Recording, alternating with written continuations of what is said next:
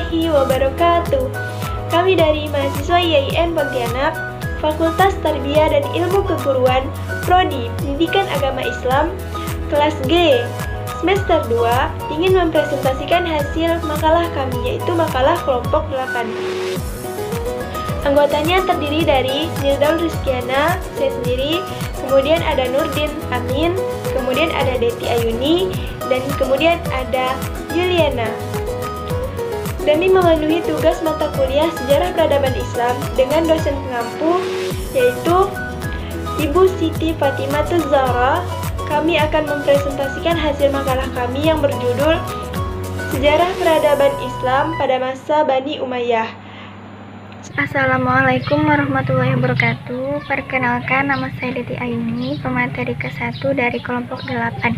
Akan mempresentasikan makalah kami yang bertemakan peradaban Islam pada masa Bani Umayyah. Di sini saya akan membahas tentang masa keemasan dinasti Muawiyah I. Memasuki masa kekuasaan Muawiyah yang menjadi awal kekuasaan Bani Umayyah, pemerintah yang bersifat demokratis berubah menjadi monarki hereditaris atau kerajaan turun-temurun. Kekhalifahan Muawiyah diperoleh melalui kekerasan, diplomasi, dan tipu daya, tidak dengan pemilihan atau suara terbanyak.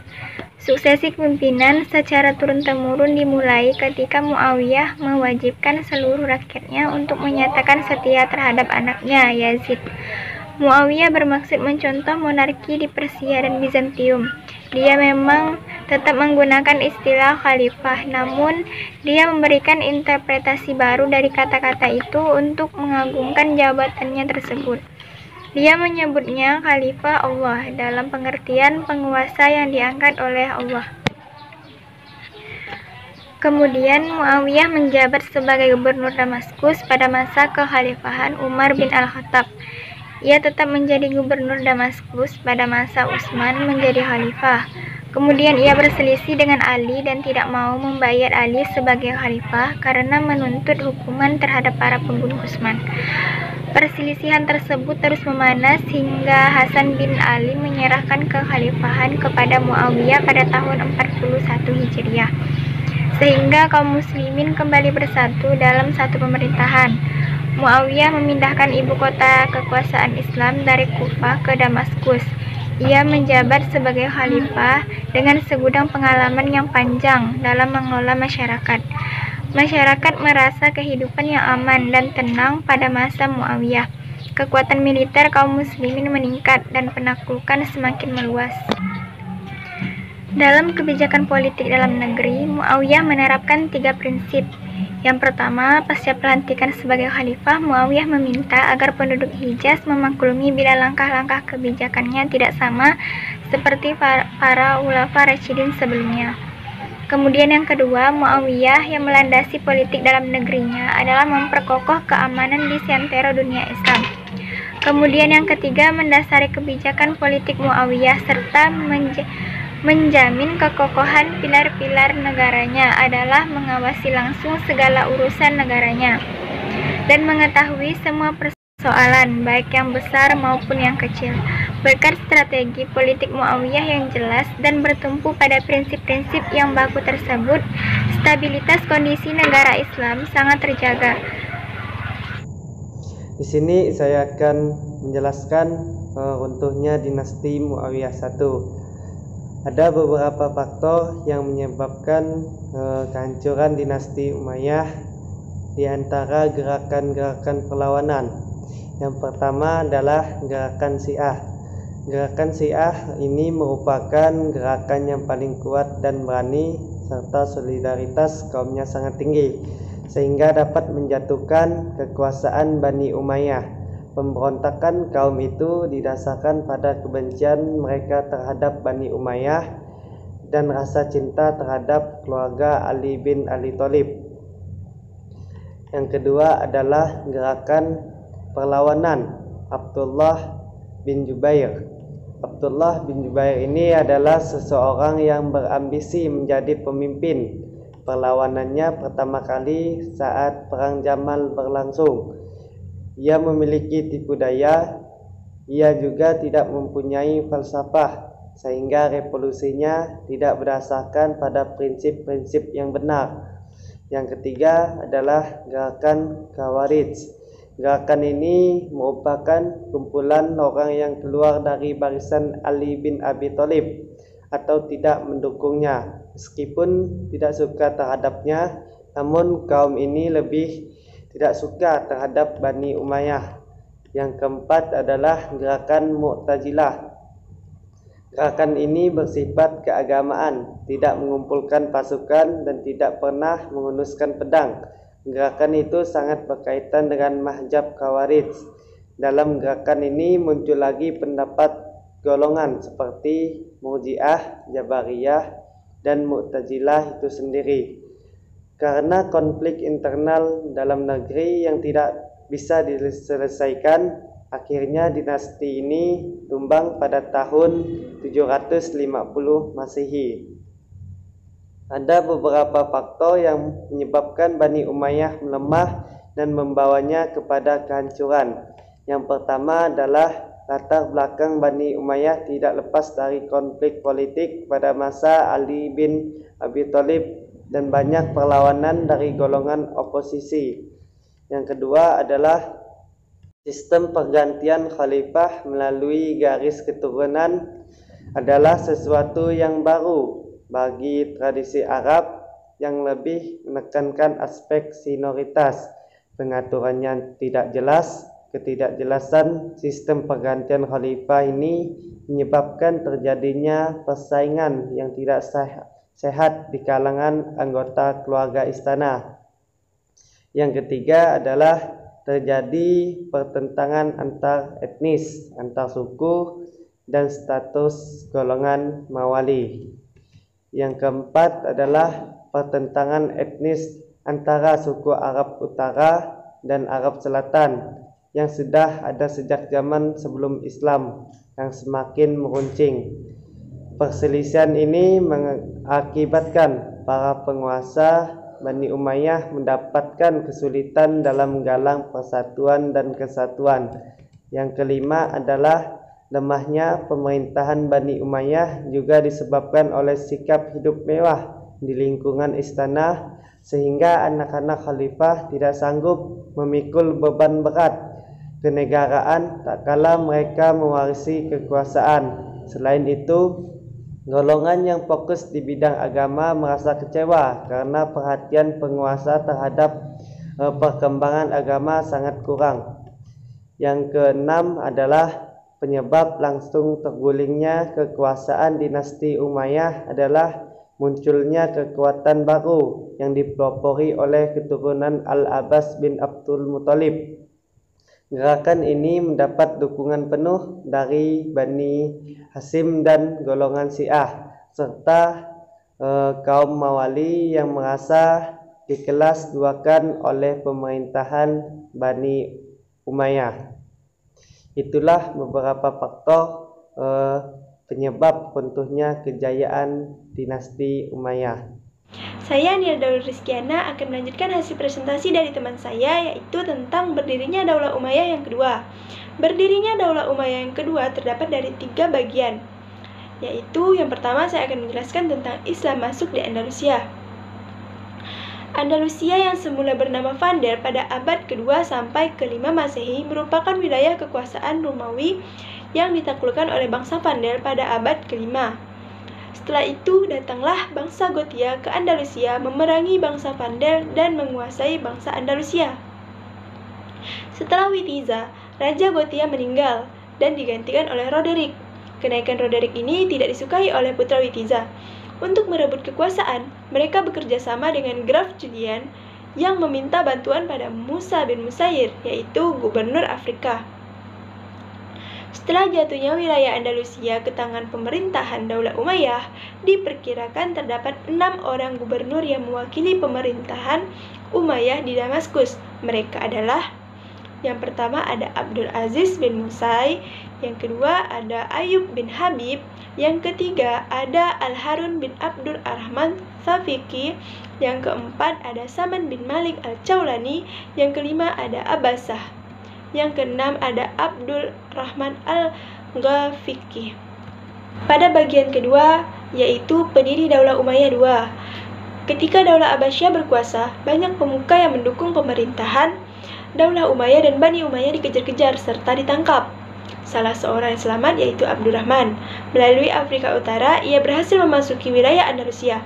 Abdurrahman ke wilayah tersebut membuat Yusuf bin Abdurrahman Al-Fikri marah. Ia mengusir Abdurrahman dari wilayah kuasanya. Akibat dari perbuatan Yusuf membuat Abdurrahman melakukan perlawanan sehingga terjadi pertempuran antara keduanya di dekat Cordova pada tahun 139 Hijriah atau 758 Masehi. Peperangan ini dimenangkan oleh Abdurrahman. Dari sejak itulah Abdurrahman mendirikan kerajaan Islam di Andalusia. Karena keberhasilannya, itulah diberi gelar Al-Dakhil, artinya orang yang berhasil masuk di wilayah Andalusia dan selamat dari kejajaran Daulah Abbasiyah. Sementara itu, Abu Ja'far Al-Mansur memberi gelar Sakar Quraisy, artinya Raja Wali Quraisy yang mampu terbang ke wilayah Eropa di Andalusia. Kemudian yang ketiga, ada masa pemerintahan Bani Umayyah. Yang pertama ada Abdul Rahman Al-Dakhil, yaitu dari tahun 757 sampai 788 Masehi. Setelah mendirikan kerajaan besar di Andalusia, langkah pertama yang dilakukannya adalah memperbaiki keadaan dalam negeri. Hampir seluruh usianya digunakan untuk memerangi lawannya seperti dari ancaman Abu Ja'far Al-Mansur atau Khalifah Abbas yang kedua. Setelah merasa aman, barulah Abdurrahman melaksanakan pembangunan demi kesejahteraan rakyatnya. Di antaranya mendirikan Masjid Agung Cordova, yaitu Masjid Al-Hamra. Abdurrahman wafat di usia ke-61 tahun dan memerintah kurang lebih selama 31 tahun. Yang kedua ada Hisham Abdurrahman dari tahun 796 sampai 822 Masehi. Ia seorang yang salih dan adil dalam bidang pendidikan.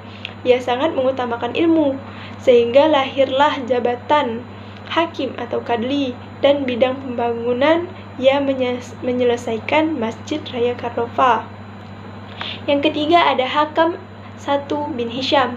Tabiatnya sangat berbeda dengan ayahnya. Ia sangat suka sekali berbuat maksiat terhadap masyarakatnya sehingga banyak pemberontakan pada masa itu.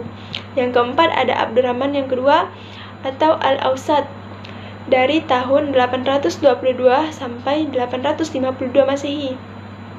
Ia dikenal sebagai pengusaha yang cinta ilmu usaha yang dilakukannya begitu banyak, baik di bidang politik, ekonomi, maupun pembangunan. Assalamualaikum warahmatullahi wabarakatuh.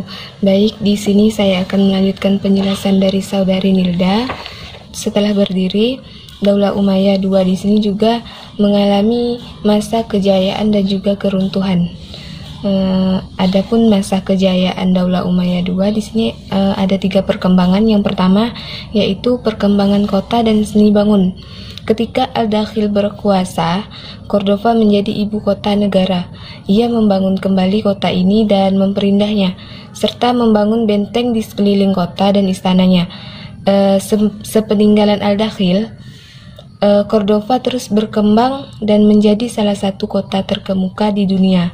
Adapun peninggalan Al-Dakhil yang masih berdiri adalah Masjid Jami Cordova. Yang kedua, perkembangan bahasa Arab dan sastra Arab.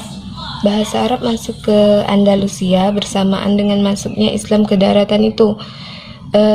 Shalibia mengutip keterangan Nicholson mengatakan bahwa pada permulaan abad 9 Masehi, bahasa Arab sudah menjadi bahasa resmi di Andalusia. Yang ketiga, perkembangan ilmu pengetahuan. Pemisahan Andalusia dan Baghdad secara politis tidak berpengaruh terhadap keilmuan dan peradaban di Andalusia. Ilmu agama yang berkembang amat besar adalah ilmu qiraat, yaitu ilmu yang membahas lafaz Al-Quran yang baik. Sekolah dan perpustakaan, baik perpustakaan umum maupun pribadi, banyak dibangun di penjuru kerajaan, baik dari kota maupun desa-desa. Nah, setelah mengalami masa kejayaan, Daulah Umayyah II di sini juga mengalami keruntuhan.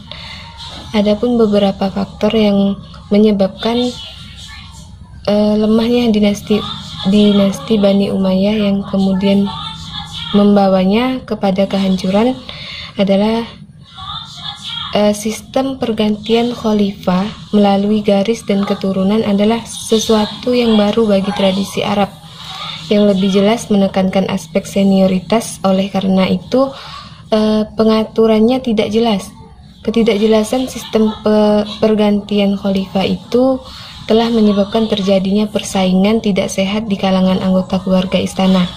Kemudian latar belakang terbentuknya dinasti Bani Umayyah tidak bisa dipisahkan dari konflik-konflik politik yang terjadi di masa Ali bin Abi Thalib dahulu. Sisa-sisa Syiah atau para pengikut Ali dan Khawarij atau golongan yang memisahkan diri dari barisan Ali. Kemudian yang ketiga di sini, pada masa Daulah Umayyah ini pertentangan etnis antara suku Arabia Utara dan suku Arabia Selatan sejak zaman sebelum Islam. Nah, perselisihan ini mengakibatkan para penguasa Daulah Umayyah mendapatkan kesulitan untuk menggalang persatuan dan kesatuan. Kemudian lemahnya pemerintahan Daulat Umayyah juga disebabkan munculnya sikap hidup mewah di lingkungan istana, sehingga anak-anak khalifah tidak sanggup memikul beban berat kenegaraan tak kalah mereka dituntut untuk mewarisi kekuasaan. Selain itu, faktor yang menyebabkan langsung tergulingnya kekuasaan ini adalah munculnya kekuatan baru yang dipelopori oleh keturunan Al-Abbas dan Abdul Muthalib. Adapun faktor mendasar kemunduran Umayyah menurut Mahmudin Nasir adalah rapuhnya ikatan kekeluargaan Bani Umayyah. Faktor yang pertama, pengangkatan lebih dari satu putra mahkota atau pengaturan yang tidak jelas dalam pergantian khalifah. Yang kedua, timbulnya fanatisme kesukuan antara suku Arabia Utara dan Arabia Selatan. Yang ketiga, kehidupan para khalifah yang melampaui batas, seperti Yazid III yang gemar meminum minuman keras. Yang keempat, munculnya kekuatan baru baik dari golongan keagamaan atau Syiah dan keturunan Abbas. Adapun faktor lain yang menyebabkan keruntuhan Bani Umayyah adalah 1. Konflik Islam dengan Kristen. Nah, kehadiran Islam telah memperkuat rasa kebangsaan orang-orang Spanyol Kristen. Hal itu menyebabkan kehidupan negara Islam Spanyol yang tidak pernah berhenti dari pertentangan tentara Islam dan Kristen. Dan pada abad ke-11 Masehi, umat Kristen memperoleh kemajuan pesat, sementara untuk Islam sedang mengalami kemunduran. Yang kedua, tidak adanya ideologi pemersatu. Nah, kalau di tempat-tempat lain, para mu'alaf diperlakukan sebagai orang Islam yang sederajat. Sedangkan di Spanyol, sebagaimana politik yang dijalankan Bani Umayyah di Damaskus, orang-orang Arab tidak pernah menerima orang-orang pribumi. Kemudian yang ketiga, kesulitan ekonomi. Yang keempat, tidak jelasnya sistem peralihan kekuasaan. Nah, hal inilah yang menyebabkan perebutan antara ahli waris. Karena inilah Bani Umayyah runtuh dan Mulk Al-Tawif muncul. Granada, pusat kekuasaan Islam di Spanyol, jatuh di tangan Ferdinand dan Isabella. Adapun yang kelima, keterpencilnya Spanyol Islam terpencil dari dunia Islam lain. Baiklah, sekian dari penjelasan kelompok 8, kurang dan lebihnya mohon dimaafkan. Wassalamualaikum warahmatullahi wabarakatuh.